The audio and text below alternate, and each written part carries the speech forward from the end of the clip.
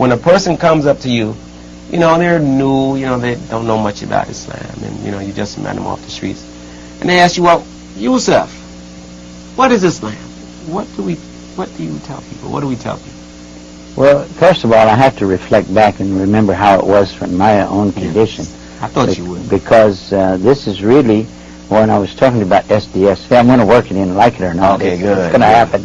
That the first thing is that I found myself searching. Yes. And I look at other people, when they talk to me or they ask me questions, I really believe a lot of people don't know why we're here. Why am I here? What am I doing with my life? Where am I going? What's happening with me? Yes. Why am I doing what I do? Yes. You know, what is this about? Is this just repetition? I go through the life and then what? Die and that's it? Or, you know, why are we here?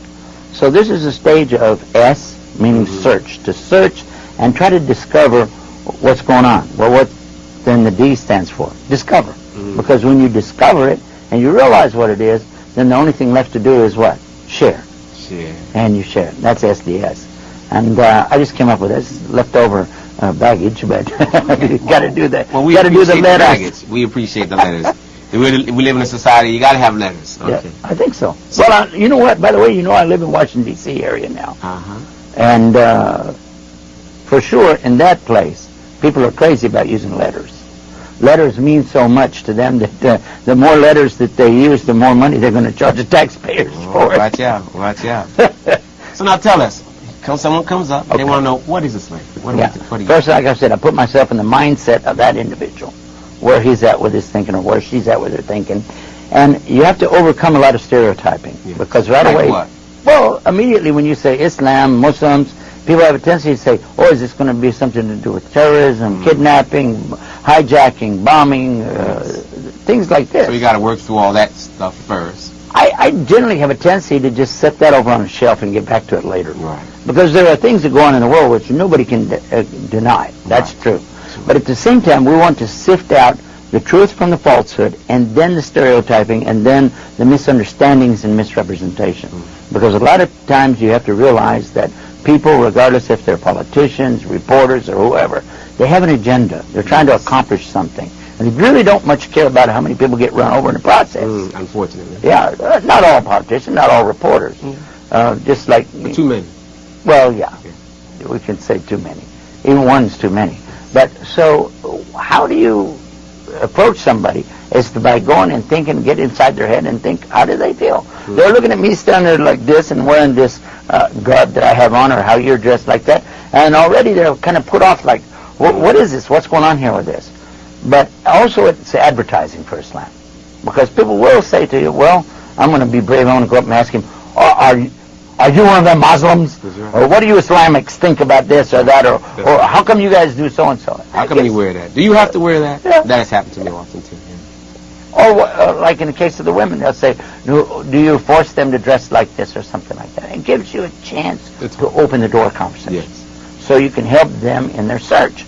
And it's not necessary to go into such subjects and get details on things where it's not really the mainstream issue. Which is?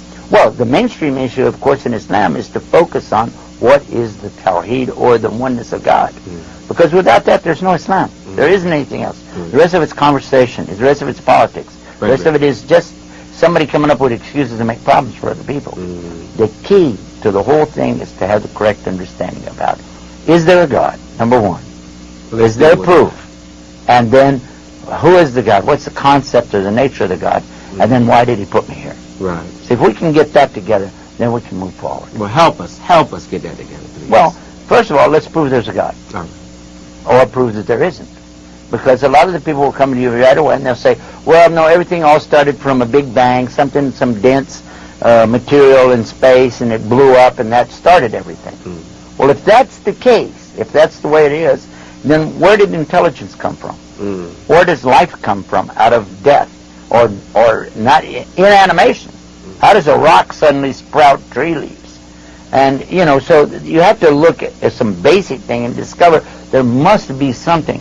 If you recognize this as a creation, you have to acknowledge a creator. Absolutely. Does it make sense? Absolutely. If you're walking along the beach and you see sand and you see footprints in the sand, and you notice that it's barefoot and it's going in that direction, you don't say that the ocean came in and depressed those down like that. You know that just happened to be there. Yeah, you wouldn't say that. No, just someone was here.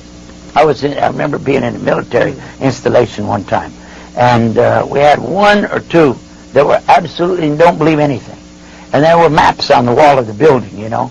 So I asked, "Does everybody here believe in God?" Yes. Okay, and anybody doesn't? They said there's 2 or 3, I guess. They didn't believe at all, nothing. I said, "Why?" They said, "Because we don't see it, we don't hear it, we don't taste it, don't smell it, don't feel it." In other words, it's sensory. There's no perception of God, so why should I believe in a God? I said, "So you have to see God created to believe it." They said, "That's right." I said, "Okay, how many of you see these maps on the walls here?" Everybody put their hands up. I said, "You guys that said that a minute ago, put your hands back down." They said, "Why?" I said, "Because if you have to see the artist do the work, then these are not maps to you. This is just paper and ink." That's right, if that. So there's an illusion, maybe, I don't know. Yeah. Okay, so we talk to people and we get them to accept step 1. There must be a God. There's a creation, so there must be creator. Because there's only 2 things that does exist. It's either creator or it's creation. And the 2 aren't similar, okay? This is what Islam teaches. I don't know what other people teach, but the creator has his names and attributes, and we have our attributes, and they're not the same. Okay, we've got past that. There's a creation. Of course, there's a creator. Then where do we take them? Actually, I don't want to run away from that point too fast. Okay. Because this is where a lot of religion goes nuts. Is not being able to make the differentiation between the creator and the creation. They'll say everything is made out of God, or a remnant of God, or a part of a garment of God. Or God is in me. Or God's everywhere. Yeah. And they're children of God. So we're all particles of God, or, like you said, God is in me. Because all of that will misguide the person. You're still messed up because you can't resolve some issues. Because if God is in the creation, who created God?